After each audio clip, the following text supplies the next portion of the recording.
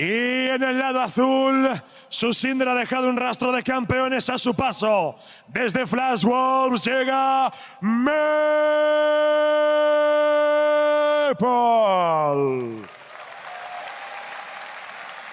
And No. My time to talk. Ayer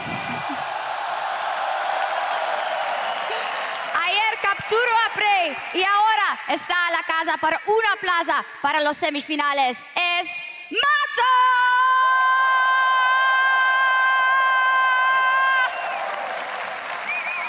Caballeros, es la hora del combate.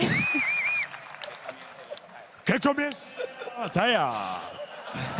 oh man, We're not prepped by this. I have no clue what's. I know a little bit Spanish. I know Matar is to kill, right? And Mata has been winning all these 1v1s. There's a correlation here. You need to change your name before you get into one of these. All right, definitely so. Call yourself Matar. You'll win the 1v1s.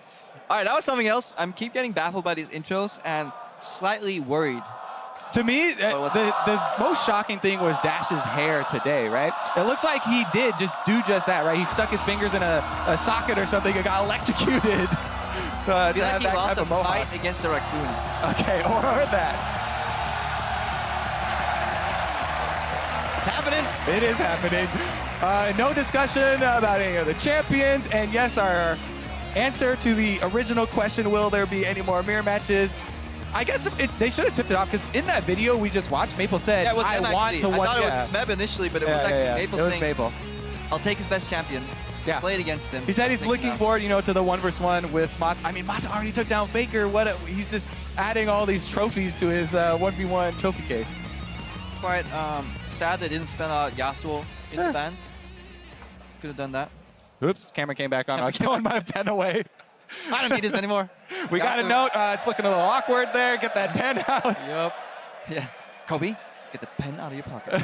I mean, it's all about showmanship, right? Who's going to win with style? The sleight of hand. Are you looking at the pen? Now I got into the game. Perfect. Definitely. We can definitely track the runes and masteries again. I wonder if Mata is still running his 1% crit rune. That's what he was doing every single Yasuo game so far. Paid off for him. I saw a crit. I saw a crit. That was the 1%. Honestly, this is a bold move from Maple. We'll need to judge his Yasuo skills. But he is one of the more mechanically gifted mid laners in the world. So it's definitely possible. And that's what All-Stars is all about, being bold. Well, what are you playing a 1v1 for if you're a mid laner and you're scared to challenge the support player in a Yasuo 1v1? I mean, come on, you gotta be able to put up here. This is interesting. Maple's running Grasp Yasuo. 1% crit as well, attack speed, health, and very heavy on armor. So he's playing tank Yasuo against Mata. The armor quints are actually some of the most efficient runes in the entire game. Huge value from those, and that is what Maple is getting the extra armor from. Mata's running magic resist. Again. He does not care. He's got a Yasuo page. He's had success with it before, so, it must be a good page. And he's playing Warlord. So we're looking at Grasp again, guys, on the side of Maple. Very focused in the armor department, but doesn't dish out as much damage with the attack speed either. Yeah. And then on the other side, we have Mata, who's running Warlords and magic resistant glyphs. That's about action. That's the thing, right? I have this thing where I usually will look up the highest rated players on Korean solo queue to try and copy runes and masteries from them. But sometimes they're just really good players, right? Just because they're the top of the solo queue doesn't mean they've theory crafted the best masteries. He's just way better than me. Yep. And they actually, copying them can be a detriment. All right, but let's see how their play actually does here. Maple, slight push. I wonder if, I guess the Grasp proc, and this is where Mata finds out that he's playing against a whole different beast of Yasuo, and he will likely feel the laning pressure here. Yeah, and it does, kind of change the way you want to trade, right? Because there is the cooldown on Grass, whereas Warlords, you're always going to be able to, hit and get effectiveness out of it. So Maple wants to go in for those and work around that timing. Does have control of the minion wave and pushing Mata in early here. Yeah, misses one CS, did sidestep the Q, and these minions are kind of over-prepped, so that's a good solution. Get the second one down, and then when the first one goes low, double AoE. Yeah, he's only down 2. And most of his games have ended in all-ins anyway. Didn't get very far as the CS. You really want to stack that shield up. Good trade here, and out by Maple. Super satisfying to watch them just slide from one minion to the other. Always leave yourself an exit creep if you play the Yasuo. Yasuo is definitely one of the beautiful champions. To Oh, look what fight. they're doing. Look what they're doing. Maple does not want to step backwards. Yeah, exactly. Because if he does, if he steps forwards, Mata's going to use him as a vessel to get to the relic. So that's why they're kind of both stepping away from the relic. That's the first thing you look for as a jungler, like ganking a Yasuo. You don't want to go behind him because then you give him a free E route out. Perpendicular is what you want to do. Exactly. Maple, though, I mean, he's got a good amount of control. We're going to need some of that Mata magic for some sort of surprise kill here. You can maybe do it at level 6. Yasuo's ulti is an armor pen effect that takes place after he hits it. Obviously, much more efficient, more armor the enemy has. CS courtesy of a support main here. I mean, he's never gone past level 3 on this fine. champion. He's never. This is a whole new world for Mata. Well, potion chugging right now, so may decide to finish this one before he has to deal with the extra one. That's a good exhaust by Maple as well. Maple's in He there! has a grass block. It's so hard. Nice sidestep. Mata is low. Nowhere to go! Yeah, beautifully played by Maple from start to finish in control. Superior rune set as well. Takes down Mata on his own. Oh! Style, folks. That's what we're talking about. I love it. I love the conclusion of this All-Star 1v1 event where these players are choreographing their own finisher moves. Yeah. I wonder what Mata had in store in case Maple lost. That was beautiful. I love it too. In the spirit of the event. All right, let's see Maple finishing it off here. There's nowhere for Mata to go. Oh, So that was the last move he could do was land that Q, maybe get some warlords in there again. You know, Yeah. second of another auto dash into Q. That was the only play Mata could have. Instead, nope, he got sliced. and they're beautiful acting there. Even though it's entry level, I'll give it a B minus. B minus. I don't know what that means because I'm European.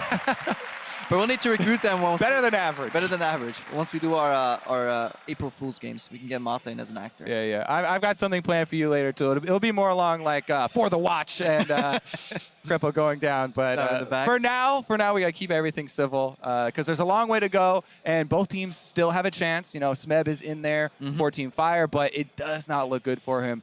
Uzi's going to be one of the guys up next that's going to provide a pretty big roadblock he's going to have to get over. Yeah, looking at Uzi, he goes up against Expeke pretty soon. And then on the other side of the bracket, we have Maple then versus Smeb. Yeah. That's going to be a killer. We don't want to take away Ibai and Dash's duties here, though. No. We want to encroach on their territory. I'm scared what would happen if we encroach too much. They can't hear us. Luckily, in-house broadcast is in Spanish, so we can say what we want as long as we whisper it quietly as they walk by.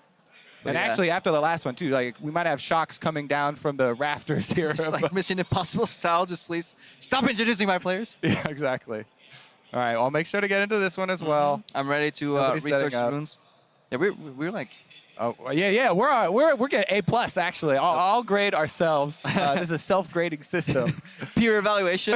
Exactly. I rate this casting duo 10 out of 10. We've got that feedback circle going here.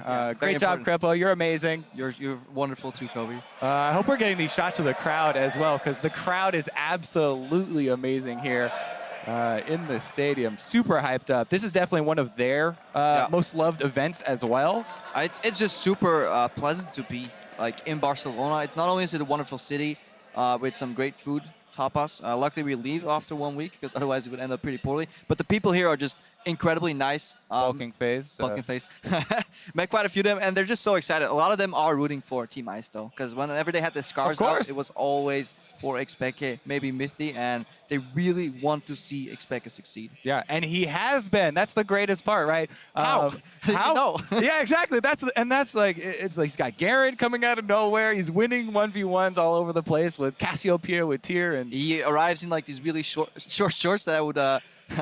I'm not sure if I would even pull them out on broadcast. The only sad thing about the shorts was that Mythi didn't get a pair. Yeah. I felt so bad for him because people are like, oh, why is Mythi not wearing them? Where's the solidarity? But he actually didn't even get a pair. All right, guys. Oink up.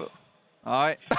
You got trolled. I got trolled right now. Don't it's worry. not Dash. I see Ibai on stage. Let's see who's run to the finals is cut shirt with Ibai, not Dash, on stage.